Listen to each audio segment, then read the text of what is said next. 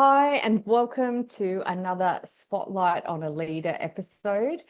Today is actually, because I have this amazing in front of you, and that is Evis Heath. Now, Evis and I only met this year. I have heard of him. He's notorious, shall we say, but I actually only got to meet Evis in person this year through some of the work that I do in the not-for-profit Yuckaway Indigenous Corporation. Evis, welcome to the podcast today. AJ, thanks for having me. Yeah, it's only been a short moment since we've known each other, but definitely known each other past lives, that's for sure. Absolutely.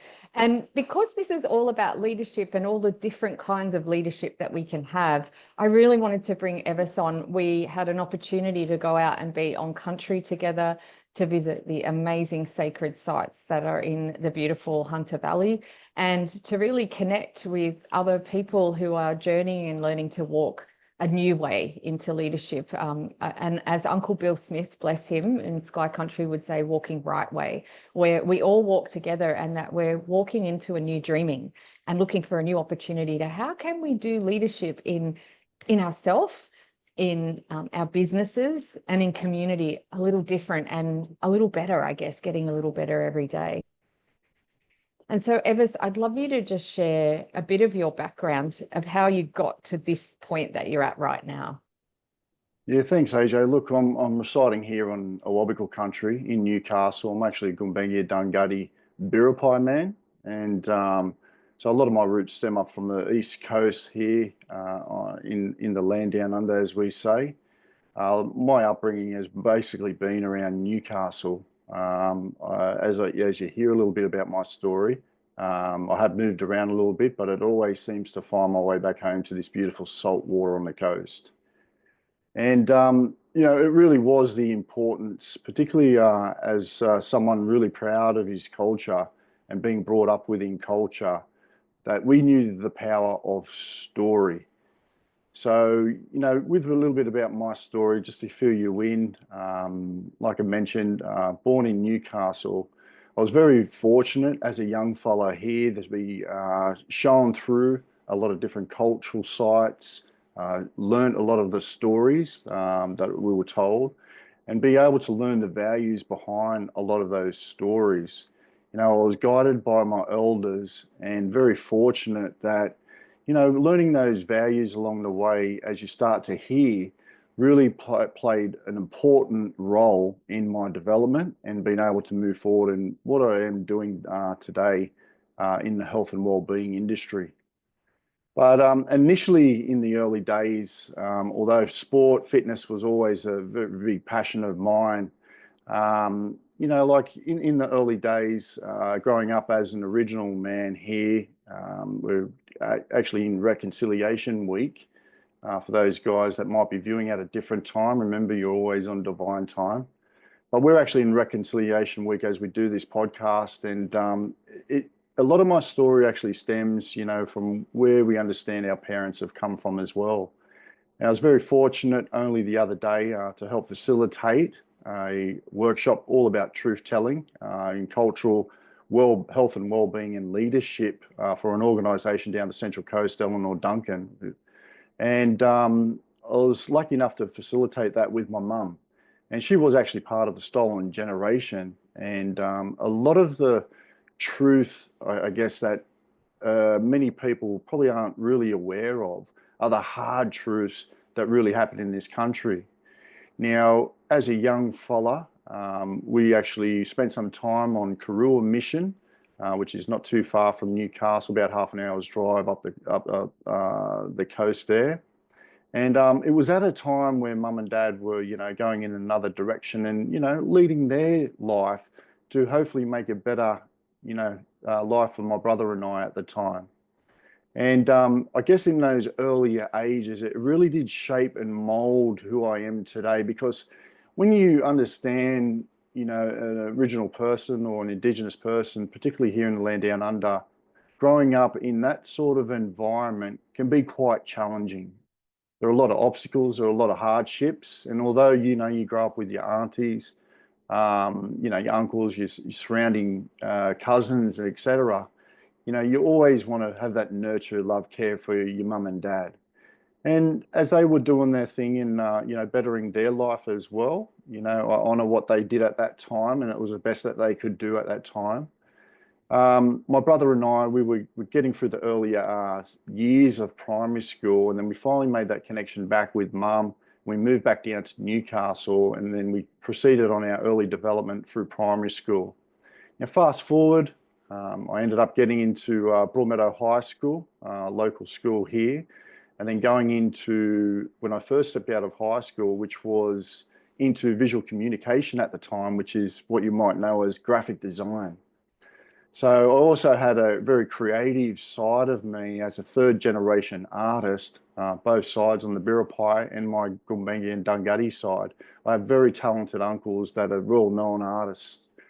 So that was a true passion. It was always a true love, and I was very creative in how I was making decisions and solutions already from an early age. Now, with the sport and fitness, that never let go. So I decided to make the move and go down to Melbourne at the age of 17, just about turning 18, and played actually football in the Premier League with one of the Melbourne teams down there at the early age. Now, that in itself, for an Indigenous man, stepping out, going to chase the dream, so to speak, is a big thing, particularly within family and mob. And, you know, like there was definitely a lot of times where I got homesick and, you know, stayed in contact with obviously the family and that. But it was outside of, you know, when I came back from Melbourne after playing a few years down there, that I started to make, you know, some poor decisions. Let's say some, you know, risky behaviours, some poor decisions within the environment and the surroundings that I was in. So this obviously wasn't aligned to those values that I talked about earlier on in the life when I was shown through the stories of our culture. Today, fast forward more, that is what I now share with non-Indigenous and Indigenous people as we lead forward and go forward into a new way of really looking at things, what I really call probably more a holistic way of leadership, in where we're, you know, taking on the Western so-called style of leadership, but also starting to at least open an ear and hopefully be able to listen to some of the old ways that were taught to us and how we still guide a lot of our younger generation as they try and find their dreaming path and move forward for their purpose and their soul plan. So I'm currently in the health and wellbeing business, if you want to call it that. I lead with culture, lead with obviously the health and wellbeing, and it's really important part about what you'll hear today, our leadership as we go forward. So look, that's just a little bit of the short story. There's obviously a lot more to it, but I hope you got an idea there. Amazing, thank you. And you can see why I asked Evis to introduce himself, because there's so much richness. And I think, like many people, you know, the ebb and flow, the seasons of life that happen to us and with us and for us. I'm really curious about, you know, having that beautiful grounding in culture, and then perhaps in the football era, you know, getting tantalized by all the other attractions of the Western life, and then finding a way back to your roots. What were some of the moments or the trigger points, or were there mentors also helped you come back to those original values? You know, how did you come to the realization that maybe I'm off course a bit? As you know, was there a wake up, and then how did you actually get back on track? It's a good question, AJ, because, and it's probably, you know, like in somewhat way, it could be somewhat difficult for someone to understand.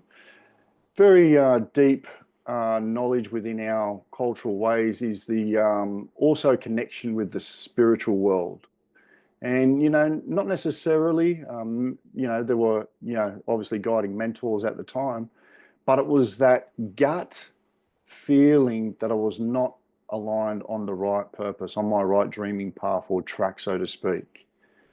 And then when the signposts come up within your life, was I ignoring them? Was I getting distracted, like you said, by those external, you know, circumstances at the time?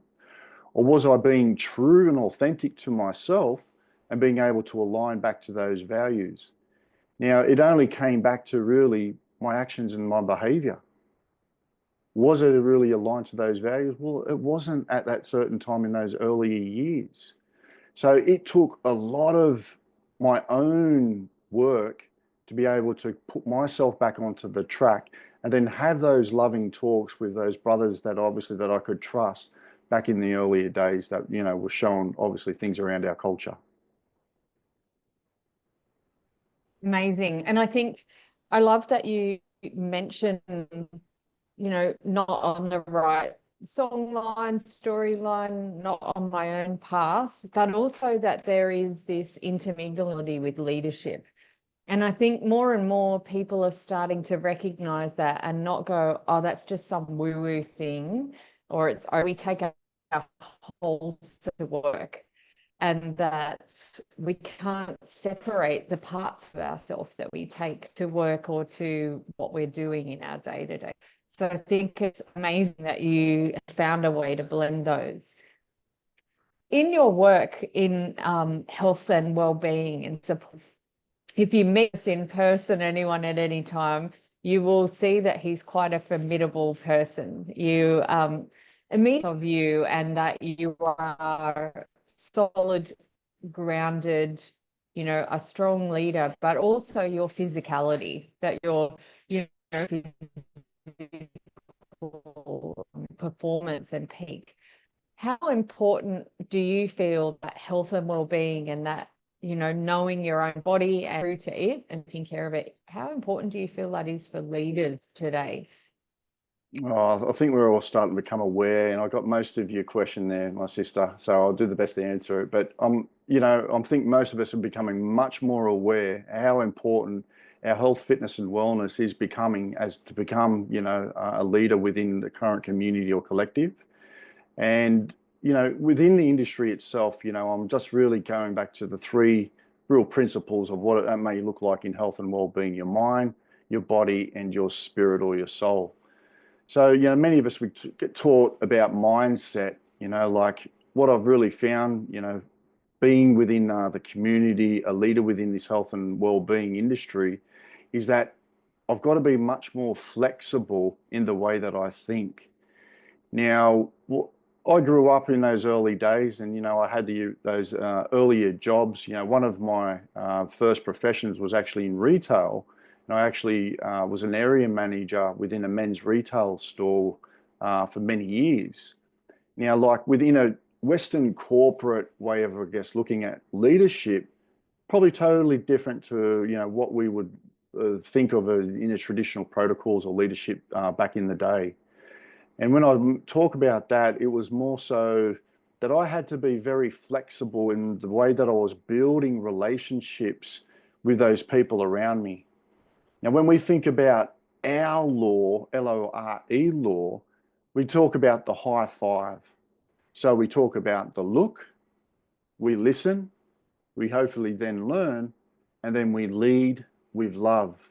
Not with power, but with love. Many of the leaders that I started to see within the industries that I was actually working with, obviously, there's going to be a slow blend, but we know in Western culture, success really is about KPIs, what sort of success are you making profit-wise? Are you doing it as a company? What's this individual's strengths or deficits, you may say? Whereas, like when we look in a cultural way, the flexible mindset, we're very open to listen to the story of that, let's say, employee for this example. And so learning the story of someone better gets you to understand that person. Now, in those earlier days, and I'm going to land this when I come back to the health and well-being, is that I saw people that were jumping into my environment, workplace at the time. They weren't eating the right foods. They were consuming way too much caffeine through the energy drinks. I'll put my hand up. I still have my caffeine during the day, but I've able to control it and balance it out. But they weren't fueling themselves the right energy to make those choices and, obviously better off decisions within that workplace. So I started to see that very early within my 20s, that health, fitness, and wellness was really important. And then people would noticeably just see me when I walk in the room, and just that presence alone start asking me questions. Okay, how do I get into better shape? What is that doing for you, for your mindset? What is that doing for you, for your attitude? And obviously, you give them the knowledge, and hopefully, the difference between knowledge and wisdom, as we know, is the doing or the action of that particular thing. So from those early days when I started to see that and people actually coming into the store at the time, I said, what are you doing in this industry? You should be doing something like coaching people. And that was like a light bulb moment. That was like, bang. So straight away, I obviously done the certifications, and it's been till this day, going on over 2 decades now, that I've now been coaching within the health, fitness, and wellness environment. That is why it's really important, because it's really impacting the workplace at not only a biological level, but also at a corporate level as well. So I hope that answers the question a little bit, AJ. Amazing. It absolutely does. And I couldn't agree more. I think I have a program that I run called the 10-degree shift, which is all around the foundational principles of your own physical, mental, spiritual well-being, and then how do you interrelate with others and connect, communicate, engage. And I've seen senior executives, people that are undergoing great stress, a lot of overwhelm, and all of those sorts of things, when they come back to the basics and go, actually, yeah, I'm probably drinking too much caffeine, or I'm having too many glasses of red wine at night. I'm not sleeping because I'm concerned and got the, busy mind happening. When they start putting some of those building blocks back in place, then they can start going, now my decisions are clearer at work. I'm less crispy, as I call it, less likely to snap at my team, but more likely to have a little buffer of some forgiveness, compassion, resilience, shall we say. And so I can't agree more that that's so necessary. And I was only coaching someone this week, and we got to talking a bit about health and well-being as well as business. And I'm a huge advocate, like you, Evis, of green juices and having, good fuel in your telly in the day. And she was talking about she'd met with another coach and decided not to proceed with them. And she said, it's not about judgment, but they were very overweight. I met with them and they had Coke while we met. And she said, I could just see they don't take care of themselves, or they're not being true and practicing what they preach. And I think that's where I see your true authenticity. Not only have you done the inner work, but you're also continuing to do the work on yourself, on your body, and also on your mind and spirit, which is so honorable. And I think, like you said, people started saying, why aren't you coaching? Because you were such a model for that. And isn't that the best way to coach, is to just be rather than tell? 100%. And you think, a true leader leads by example. And, like if I was going to talk that game, I had to follow that with my actions. But it was also the passion and the love. I've always enjoyed the health, fitness, and wellness side of things, like I mentioned earlier in the days. It's just the movement of body. Not everyone's going to get into the gym. Not everyone's going to go and do the exercises that may be out there online and, being exposed by your so-called influencers.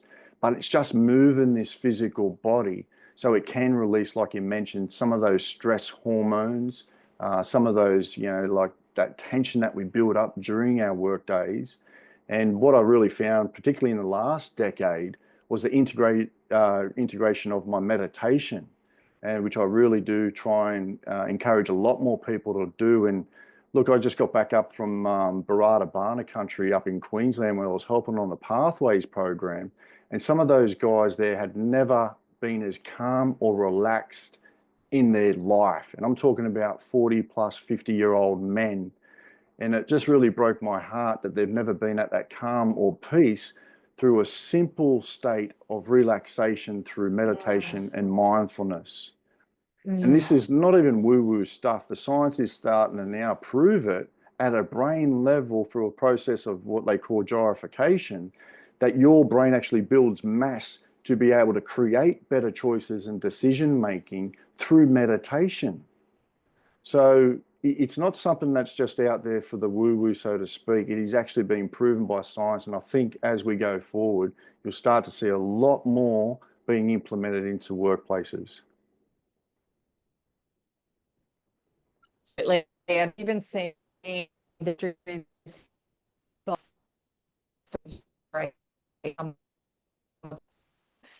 because isn't it about we can't regular nerve a healthy work culture becomes of the and I think you're breaking up a little bit from my end. back. Oh, am I? Sorry. Oh, that's a bit better now. Yeah, I don't know. Natalie, Greg, can you? No, not from No. here. Okay. Well, I'm happy to keep talking anyway. But Greg, is it something that you've actually enforced like within your workplace, mate, and started to maybe consider? We've got a long way to go. Organisationally, we're at the leading edge of our journey when it comes to like workplace wellbeing. It's as you know, it is a journey, and you've got to start somewhere. We're on a program now where we're starting an organisational development for our leadership group, and the auto industry is it's an interesting industry. It's a fairly robust industry. I've got to say that. No place for the faint-hearted, I tell people. It's so I believe that it'll be down the track before we actually start to progress into that space more than what we are now. Yeah, it's like we're a family-owned business, and it's a family-owned business with 3,500 employees in it.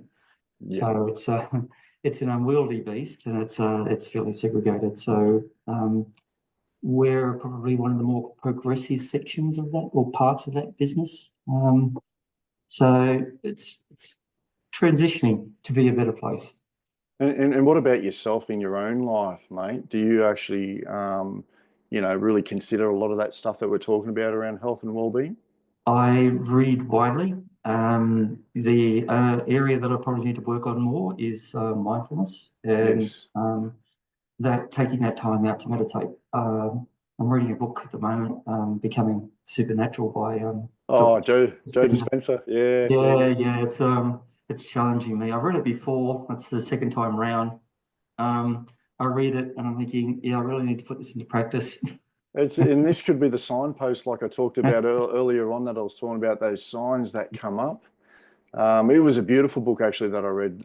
Dr. Joe actually spent one of the workshops with his teachings. Yeah, wow. And I mean, I love that left-sided brain, the science behind it.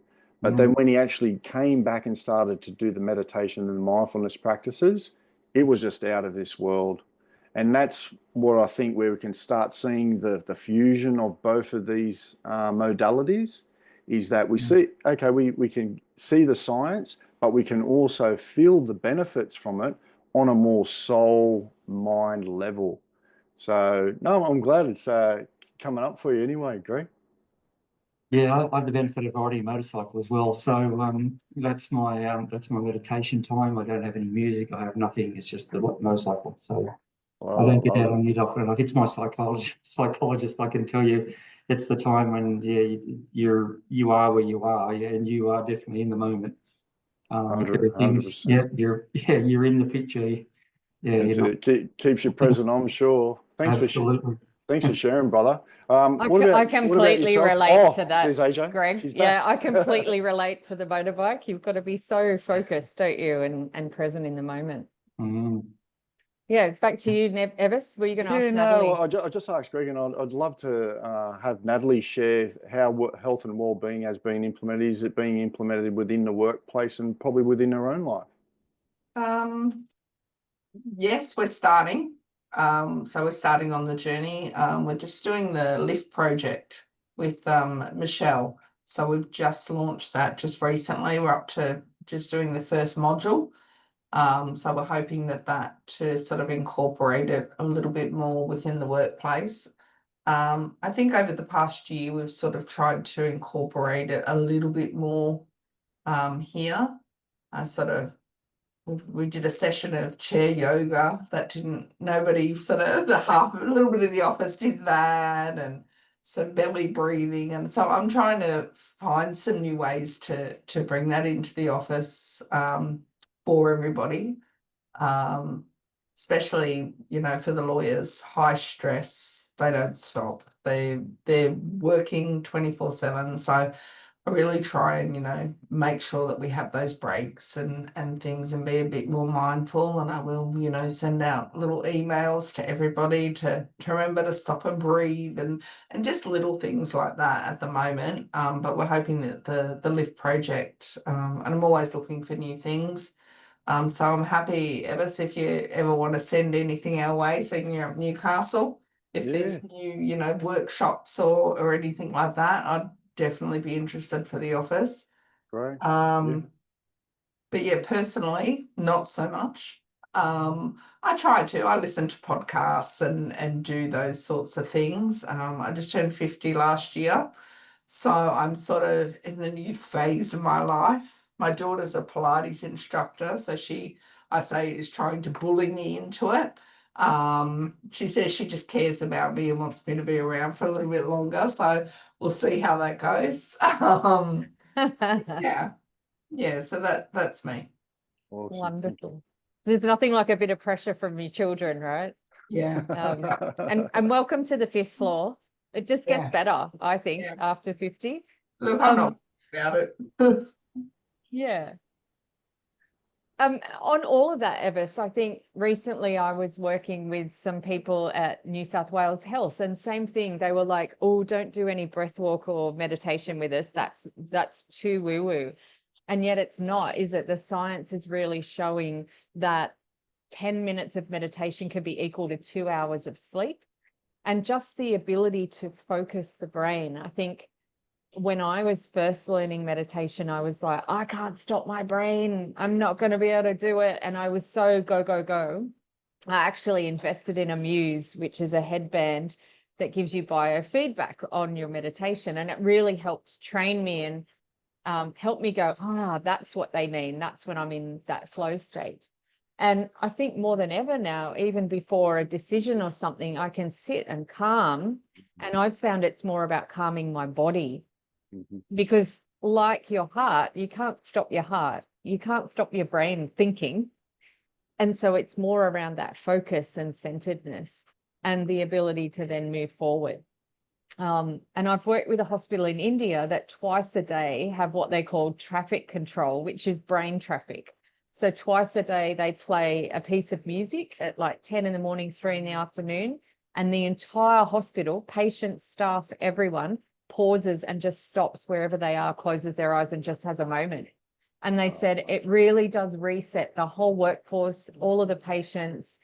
And what they've found is when they have disasters or crisis, which when I was there, they'd had a bus crisis with 100 patients come in at once. They said they were so calm and able to just work with each other and go, get me lights, let's set up a temporary theatre here, and they said everyone just moved seamlessly and didn't panic. And they said it's because they built that muscle of recentering, balancing that nervous system and being calm. Yeah. How have you seen it transform people that you've been working with, Evis? Well, it just naturally, I feel, transforms people with your own presence. If you can go into that workplace and in that calm, that more at peace state, it naturally vibrates. And, we've got to think when you talk about that woo-woo, we are talking about things that are in the unseen. We can see a light come on, but we can't really see the energy that transfers to turn that light on from the switch. So it's all an energy and a frequency game. So naturally people, even when I've had to make decisions in so-called, chaotic times, because I've been able to make that at a calm state and so-called, keep my cool rather than on an emotional reactive state, then obviously that feeds out into those people around you that are looking for you to lead forward. Because as we know, I've been in, plenty of environments where there's been quite a lot of temper, and, you might hear the term hotheads that try and make decisions, but they're quite emotional and reactive. And, when we're able to really calm that nervous system down and be at that calm state, and that's why I say it's so important to be able to, practice it within your own time, because then naturally that just emanates out on in the world and how you operate. You'll move different, and you start to see that people that come in your presence actually start to flow with you versus force. 100%. And it's that whole thing of the leader sets the tone, isn't it? And, what I know, and through the research I've looked at, especially organizations like Gallup, all of their research shows that people's experience of work comes down to their line manager or leader. And that when people are looking for another job, it's usually not based on pay. It's usually based on, am I feeling empowered, seen and heard by my leader? Do I feel respected? Do I have a voice? And coming back to your 5, which I love, the high 5, the look, listen, learn, lead with love. We really can't do that unless we're in that centered space. If we're all up here, there's no way you're going to be able to look, listen, learn. Yeah.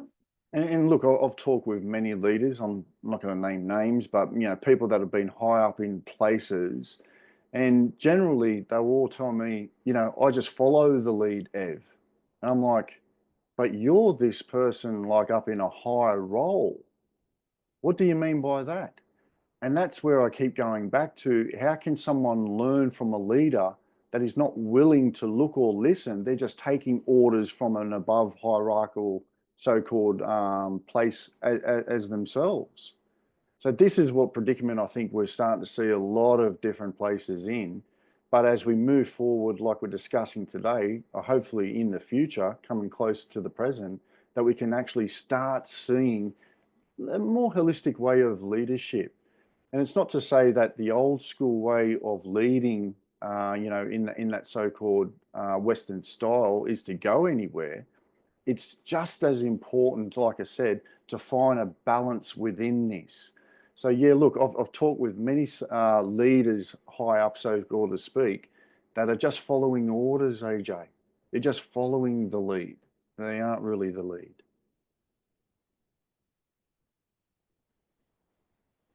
It's really interesting because I've been writing a book at the moment on steward eldership, and really thinking about, as we rise through the ranks as a leader, how do we become stewards of others, and how do we start to imbue the qualities of elders, and really thinking of our team and our culture as a tribe, and then therefore how do I take care of everyone within my little ecosystem or environment. And some of my biggest lessons have come from sitting with elders on country. And I guess in lots of ways, the Western programming I had through school and business, and like you're saying, just follow the leader, really taught me to fire away lots of questions, to push for an answer, and to want it all now. Everything was always now, now, now. And I still remember one of the grandmothers, and I've been writing about it in my book, telling me that I stacked too many questions, that as elders, they don't think in a linear fashion, but in a circular. And she was trying to place the first question I'd asked.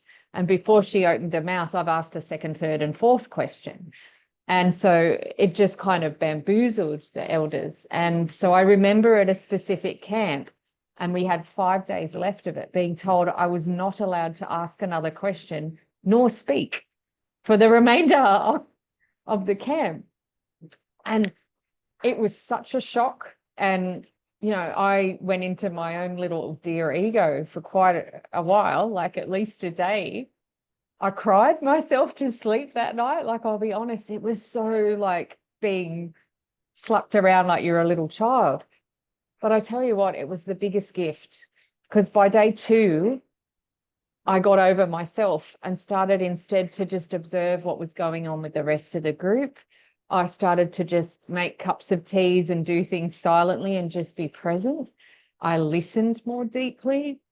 And by day 3, this huge compassion broke open in my heart for myself and for everyone. And I realized how much my busy brain had actually been getting in the way of me really, truly collecting. So for me, that learning deep listening, even though it was a harsh lesson from the grandmother, and I only saw her last week and she doesn't remember it even happening. But she said, clearly you've learned, because I sat and just listened a lot this time. I'd love to know, are there any lessons like that that have come through your lineage and your elders and sitting on country that have shaped the man and the leader you are today? Is there a lesson or something you could share? Yeah, look, I have to be honest, AJ, I've always been a good listener, and we know importance of really, effective communication is obviously not only being able to communicate something that is clear, concise, correct, and so-called, clear to that person receiving, but we also have to have someone that is active listening. So, what the elders used to say in the back in the day is that, like you might have all of these steps to understand, but it doesn't necessarily mean that you actually understand everything in between those steps as well. So what I'm saying here is that you never know it all, and you don't need to know it all. We were always lifelong learners in culture. So that was the magic that I really learned from an early age, is that I'm continuously learning, just like everyone. And we only get that through, like I mentioned, part of those high five and the earls, being able to clearly look, be able to listen, and being able to lead them with that love. So it was something very early in the piece that really hit me over the head, that we don't have to know all of the answers. But I love the fact that you were always curious, because that always, gives me that sort of like, it's like the mind of the childlike wonder. And there's nothing wrong with that either. But, it sounds like it was a really important lesson that you've been able to learn for yourself on your journey. Absolutely. And I think I still have a curious mind, but it's being respectful too. Yes. And understanding the process, that it's not always A plus B equals C, but there could be a whole journey involved in getting from somewhere. And that That's right. in lots of ways, my speed of getting from the question to the answer was preventing me from getting the richness of the journey, Gotcha. which may have been more important. To kind of start rounding out, I'd love to know, at this stage in your life and career, what are you most grateful for now? Grateful for who I've become along the journey, who I can now be for other people. But not only that, for myself, being able to overcome some of those hardships, obstacles, and challenges as the young fella. I think a lot of people, they don't give themselves enough pat on the backs, and they always look to that vision going forward, which is obviously important, but they're never present in the moment on who they've become along the journey.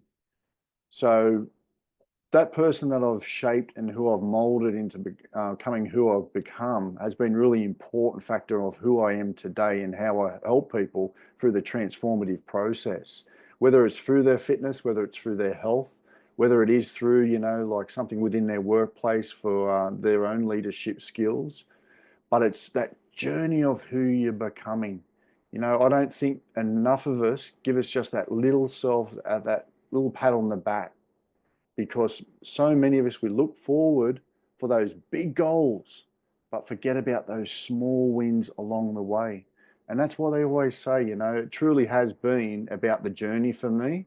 So look, I'm really just staying present these days, AJ. I'm trying to stay in the moment.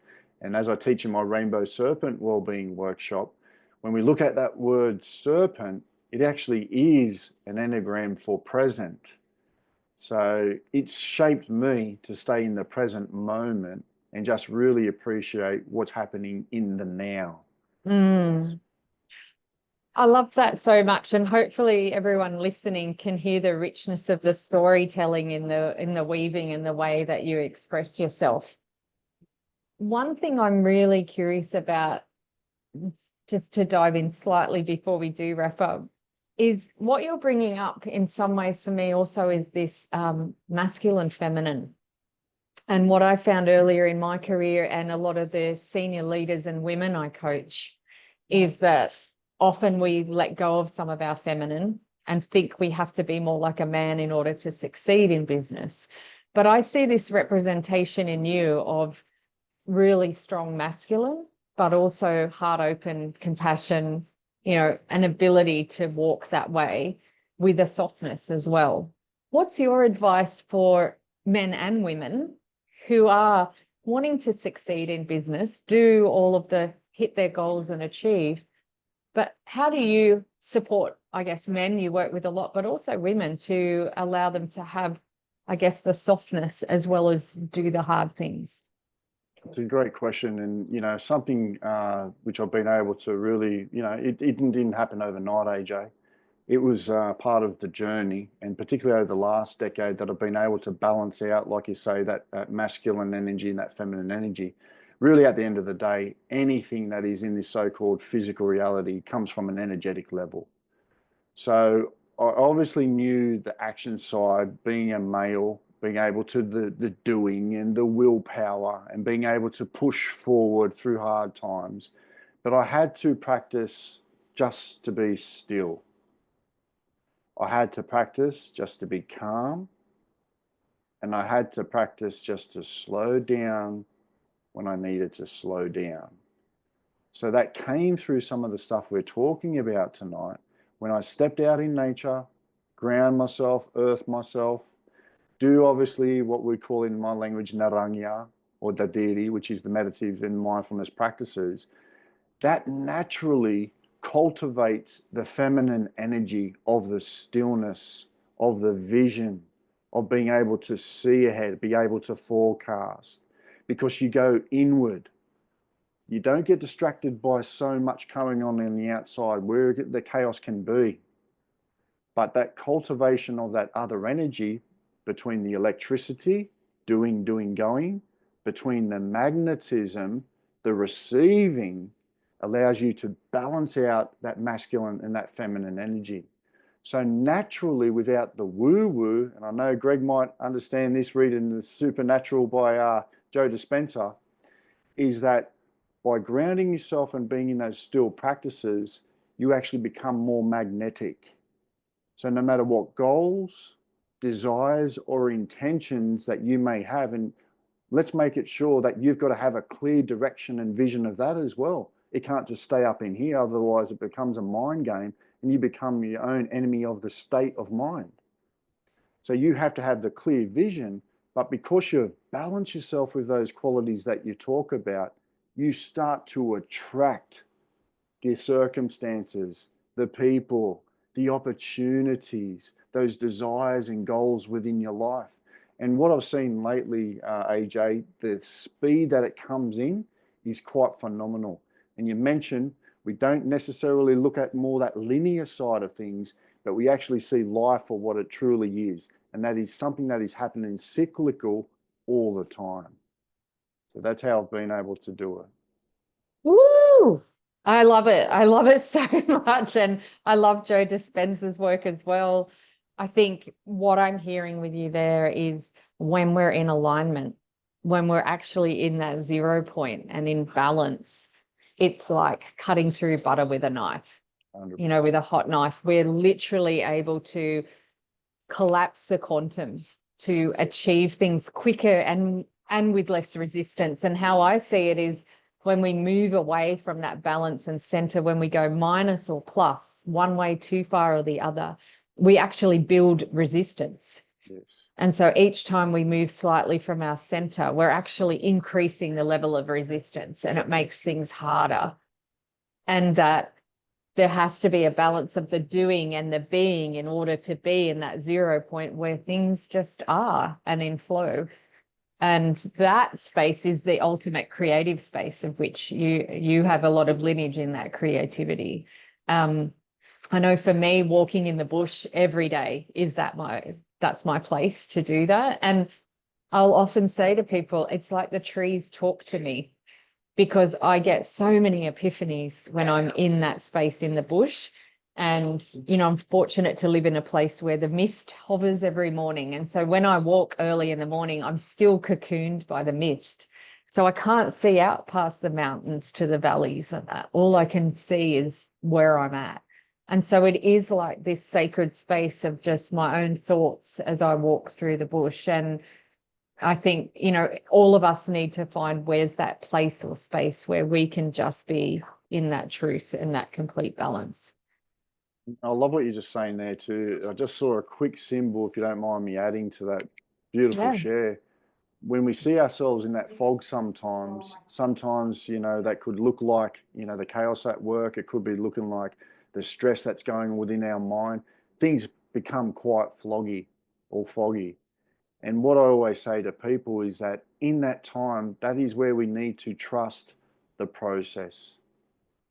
Know if you are aligned to your own values, to the workplace values that you may be at, that in that trust alone, we'll start to see some of those goals or those desires manifest the way you want. So, Absolutely. And that's surrender. And that is surrender. learning to do the feminine as well as the masculine. I know recently I got a message that when I was walking in the bush, and it was, don't put death on the altar. And I was like, how am I doing that? Like, I don't know where it came from. But when I thought about it, I was pursuing some old business models and things that were no longer really working, and that were from the masculine push and drive. And so it was learning to let them have their season and to shift into something new and to allow the new to come in. And everything shifted when I listened to that. Love it. So it's been amazing. I hope everyone's really gotten some richness from your sharing, Evis. So juicy. I want to take a moment to acknowledge your magnetism and know that you're in your cycles and seasons, and there's even more to come. I'm excited to see where that takes you. And I also want to pay my deep, deep respects to your elders and your lineage as First Nations people, to pay my absolute gratitude for the way that they have been custodians of this amazing piece of land that we're fortunate to call our home.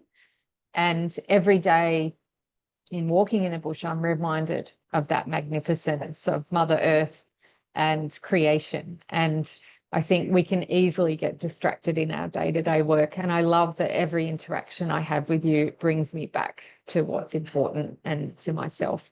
So deep gratitude. Thank you so much. Would love you to share, for those who are interested, how can they find you? How can they do Rainbow Serpent workshops, and how can they learn to walk country right way, and perhaps learn a bit more about your 5 law rules of leadership? Yeah, certainly. Just jump on any of the social media platforms, direct contact on there, Evis Heath on all social media platforms. And as I've still put together my Rainbow Serpent Wellbeing website, you can contact me on there. Otherwise, I'm happy to leave my details with you, AJ, and we can go from there. Lovely. Thank you so much. And check out some of Evis's videos. His creativity is very much in that beautiful space. And I know you create the most amazing, magical videos that capture the moments that you have when you're with people. And may you continue to keep touching lives and hearts everywhere that you wander. Is there anything final you'd like to add that maybe I didn't ask you, or that you're like, gee, I wish I got to share that? I think, going forward, just even in this next month, I think even 2025 has been a big year for a lot of people. And whether that's been within relationships, your career, or your health, just simply love up on yourself for the next month. Give yourself some self-respect, some self-gratitude, and self-love. And I think on that note, AJ, I'd be happy to just say thank you for having me. Greg, Natalie, thanks for jumping on the call. And I look forward to hopefully connecting in the future and maybe doing another one. Be fantastic. Thank you so much. Thank you, everyone, for tuning in. Much love to you. Peace.